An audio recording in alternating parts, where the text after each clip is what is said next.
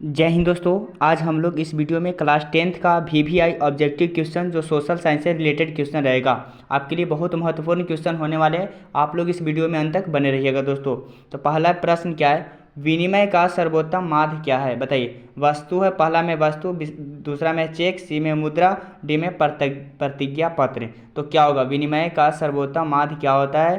तो बताएंगे कि मुद्रा होता है। ऑप्शन नंबर सी होगा। क्या होगा दोस्तों? ऑप्शन नंबर सी होगा। इस तरह से दूसरे नंबर प्रश्न की ओर बढ़ेंगे। दूसरे नंबर प्रश्न क्या है, क्रेडिट कार्ड प्रसिद्ध है? पहला ऑप्शन है पत्र मुद्रा, दूसरा ऑप्शन है धात्विक मुद्रा, तीसरा ऑप्शन है प्लास्टिक मुद्रा, चौथा ऑप्शन है शाक मुद्रा। क्या होगा, क्रेडिट कार्ड प्रसिद्ध किसके लिए है? तो बताएंगे प्लास्टिक मुद्रा के लिए। किसके लिए? प्लास्टिक मुद्रा के लिए है। इसी तरह से हम लोग तीसरे नंबर प्रश्न की ओर बढ़ेंगे। इनमें कौन मुद्रा का साख पत्र नहीं है? इनमें कौन है जो मुद्रा का साख पत्र नहीं है? पहला चेक, दूसरा ड्राफ्ट, सी में हुंडी, डी में चित्र मुद्रा। क्या हो सकता है? तो बताएंगे कि चित्र मुद्रा नहीं हो सकता। चित्र मुद्रा नहीं हो सकता साख पत्र का। तो ऑप्शन नंबर क्या होगा? डी होगा। इस तरह से हम लोग चौथे नंबर प्रश्न की ओर बढ़ेंगे। साख का संबंध किससे है? पहला में गरीबी, दूसरा में उधार से, सी में दोनों, डी में विश्वास से। तो क्या हो सकता है? तो हम बताएंगे विश्वास से साख का संबंध है। किससे है? विश्वास से है। इस तरह से हम लोग पाँचवें नंबर प्रश्न की ओर बढ़ेंगे। एक एटीएम है, सॉरी यहाँ पे एटीएम होगा।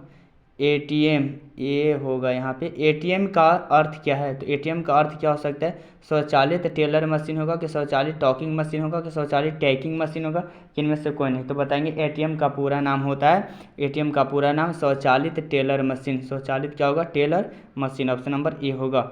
इस तरह से छठे नंबर प्रश्न की ओर बढ़ेंगे हम लोग। रूस की मुद्रा है, रूस की मुद्रा क्या होती है? रूबल होती है, कि डॉलर होती है, कि रियान होता है, कि पाउंड होता है? ऑप्शन आपके पास चार है। कौन होगा रूस की मुद्रा क्या हो सकती है? तो बताएंगे कि रूबल होता है। रूस का मुद्रा क्या होता है? रूबल होता है।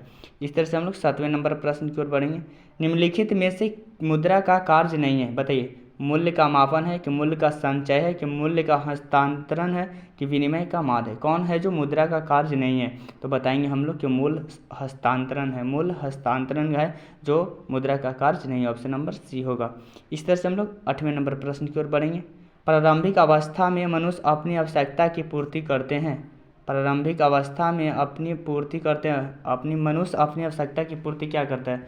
स्वयं उत्पादन करके, कि वस्तुओं को आदान प्रदान से, कि मुद्रा से, कि इनमें से कोई नहीं।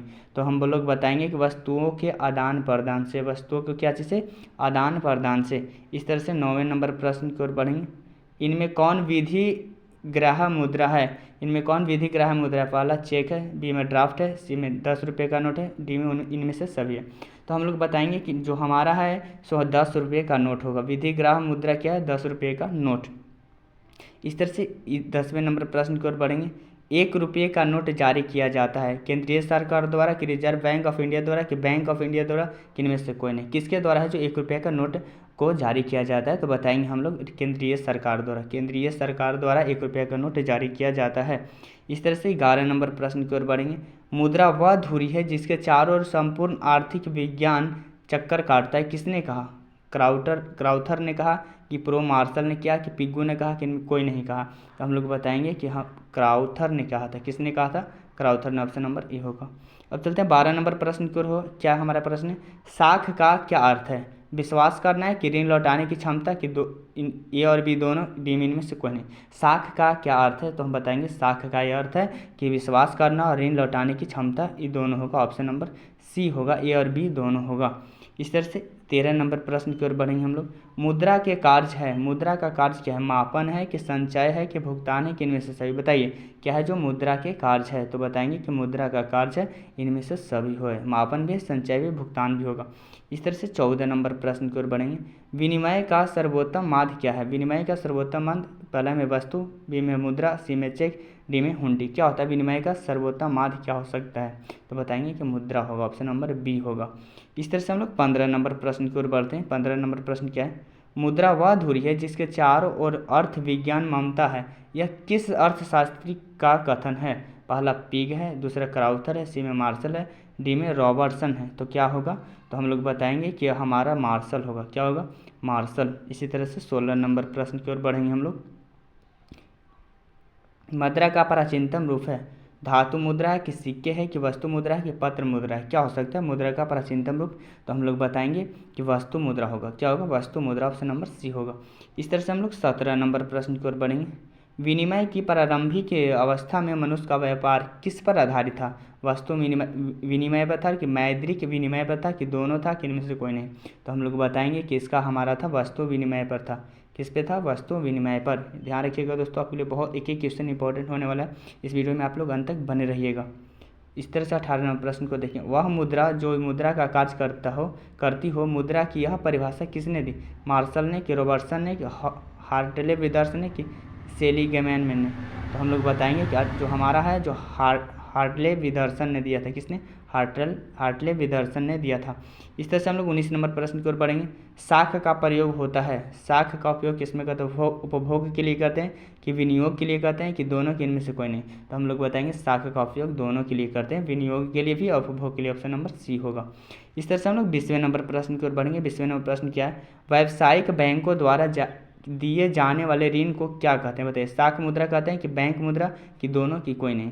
व्यावसायिक बैंकों द्वारा जो हम लोग ऋण लेते हैं, लोन, उसको क्या बोलते हैं? तो हम लोग बताएंगे कि बैंक मुद्रा भी बोलते हैं, साख मुद्रा, दोनों बोलते हैं। तो ऑप्शन नंबर सी होगा, ए और बी दोनों। इस तरह से हम लोग 21 नंबर प्रश्न की ओर बढ़ेंगे। मुद्रा की वैधानिक परिभाषा किसने दी है? प्रो मार्शल ने दिया कि प्रो पिगू ने दिया कि प्रो रॉबर्टसन ने दिया था कि प्रो नैप ने? किसने दिया था? मुद्रा का वैधानिक परिभाषा किसने दी थी? तो हम लोग बताएंगे कि प्रो नैप ने दिया था, प्रो नैप ने, ऑप्शन नंबर डी होगा। इस तरह से हम लोग 22वें नंबर प्रश्न की ओर बढ़ेंगे। मुद्रा के प्रमुख कार्य है, मुद्रा के प्रमुख कार्य क्या है? विनिमय का माध्य है कि मूल्य का मापक है कि मूल्य का संचय है कि इनमें से सभी है? तो हम लोग बताएंगे जो हमारा होगा ये सभी होंगे, सभी होंगे। मुद्रा का प्रमुख कार्य सभी होते हैं, ये ऑप्शन नंबर डी होगा। इस तरह से हम लोग 23वें नंबर प्रश्न की ओर बढ़ेंगे। वस्तु विनिमय प्रणाली की मुख्य कठिनाई थी, मूल्य मापन की कठिनाई थी कि आवश्यकताओं के दोहरे संयोग का अभाव था कि दोनों था कि इनमें से कोई नहीं? तो हम लोग बताएंगे कि हमारा था जो दोनों था, आवश्यकताओं के दोहरे संयोग का भी था अभाव और मूल मापन की कठिनाई भी थी। इसी तरह से हम लोग 24 नंबर प्रश्न बढ़ेंगे। 24 नंबर प्रश्न बोल रहे हैं किस धातु का मुद्रा के रूप में सर्वाधिक प्रयोग हुआ? लोहा का हुआ कि तांबा का कि पीतल का कि चांदी और सोना, दोनों का? तो हम लोग बताएंगे कि चांदी और सोना दोनों का, ऑप्शन नंबर डी होगा। इस तरह से हम लोग 25वें नंबर प्रश्न की ओर बढ़ेंगे। 25 नंबर प्रश्न क्या बोल रहा है? मुद्रा की प्राथमिक कार्य कौन सा है? बताइए। मूल्य का संचय है कि विलंबित भुगतान का मान है कि मूल्य का हस्तांतरण है कि विनिमय का माध्य है? कौन हो सकता है? मुद्रा का प्राथमिक कार्य कौन हो सकता है? बताएंगे हम लोग, तो हम बोलेंगे विनिमय का माध्य, ऑप्शन नंबर डी होगा, लास्ट वाला। इस तरह से हम लोग 26 नंबर प्रश्न की ओर बढ़ेंगे। निम्नांकित में विधिग्राह्य मुद्रा कौन है? बताइए। नोट और सिक्के हैं कि चेक है कि बैंक ड्राफ्ट है कि हुंडी है? तो हम लोग बताएंगे कि हमारा नोट और सिक्के है। नोट और क्या हमारा? सिक्के हो सकते हैं। अब पहला ऑप्शन होगा 26 का। इस तरह से 27 नंबर प्रश्न की ओर देखेंगे। और निम्नांकित में किस मुद्रा में वाहनीयता अधिक होती है? बताइए। धातु मुद्रा में कि वस्तु मुद्रा में कि पत्र मुद्रा में कि इनमें तीनों में ही? तो बताइए किस मुद्रा में वाहनीयता अधिक होती है? तो हम लोग बताएंगे कि पत्र मुद्रा में सबसे ज़्यादा होता है, अधिक। इसी तरह से हम लोग 28 नंबर प्रश्न की ओर बढ़ेंगे।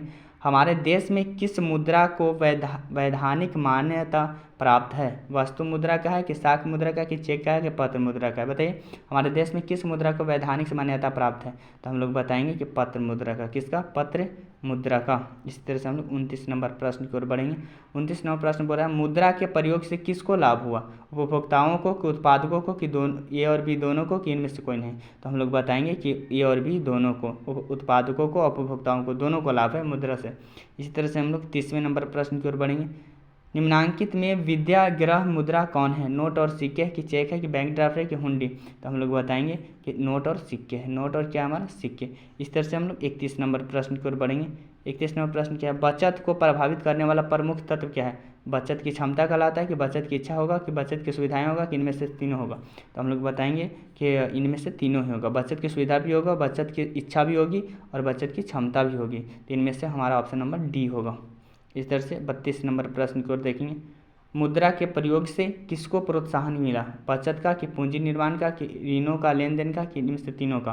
तो हम लोग बताएंगे कि इनमें से तीनों को मिला। इनमें से तीनों को, ऋण को, लेन देन को भी, पूंजी का निर्माण भी किया, बचत का भी प्रोत्साहन मिला। इस तरह से हम लोग 33 नंबर प्रश्न की ओर बढ़ेंगे। पूंजी का निर्माण होता है। पूंजी का निर्माण किस में होता है बताइए।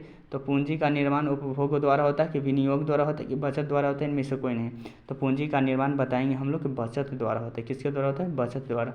अगर आप लोग को 33 क्वेश्चन का अब हम इस वीडियो में हम 33 क्वेश्चन करवाए हैं। अगर आप लोग को कितने का आंसर पाता था कन्फर्म, अगर तो आपको जितना पाता था उस क्वेश्चन का आप बता सकते हैं कि हमको सर इतना पाता था, तो कमेंट बॉक्स में बता सकते हैं। अगर आप लोग को वीडियो पसंद आएगा तो चैनल को सब्सक्राइब कर दीजिएगा, वीडियो को लाइक करना मत भूलिएगा। और जितने क्लास 10th 2025 के लिए तैयारी करें उन सभी लोगों के पास एक बार वीडियो को जरूर शेयर करिएगा कि उनको भी पता लग जाए, उनका भी तैयारी शुरू हो जाए। जय हिंद दोस्तों।